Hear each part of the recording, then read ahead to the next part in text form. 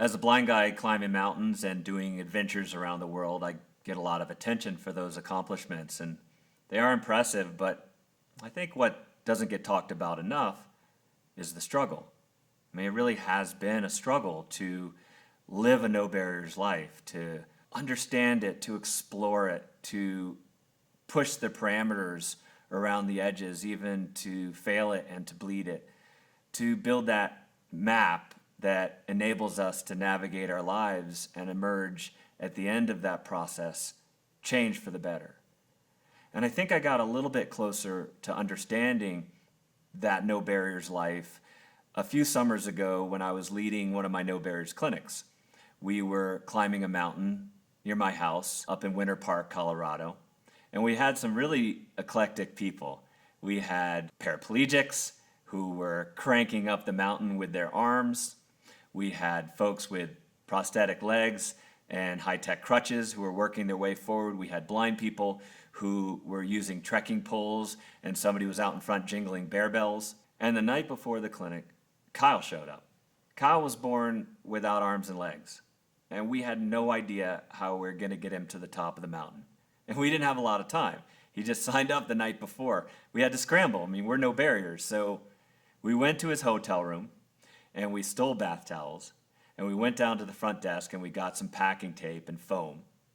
And the next morning, we pushed him up to the base of the mountain in his wheelchair, got him out, wrapped foam and bath towels and packing tape around his stumps. And for the next 8 hours, Kyle crabbed his way through snow, through dirt, over rocks, to the top of a 12,000-foot peak in Colorado. See, it doesn't take a lot to get started. You know, all these things are just little sparks of an idea. They're nothing but bath towels and packing tape. You combine that with the light of the human spirit, and we'll go to amazing places. And by the way, that wasn't enough for Kyle. He could have stopped there and said, look at me, I'm done. But instead, he used that summit as a catalyst to more growth in his life. He continued to build out his systems and strategies and technologies. He continued to strengthen his team. And it was the next January that after 16 days on the mountain, Kyle became the first quadruple amputee to reach the summit of Kilimanjaro, the tallest peak in Africa.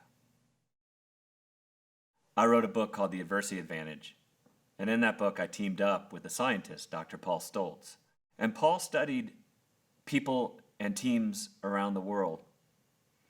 And he came away understanding that people fall into three consistent categories.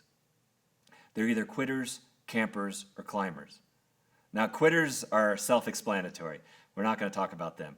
But campers are a fascinating group because, well, they make up the majority of the world. They're folks who start out climbing, as we all do, and somewhere along that ascent, things get in the way. We either lose belief in ourselves or in our cause, or maybe we say, enough pain, enough energy, enough time into this. I've given enough. I'm happy. I'm satisfied at this level.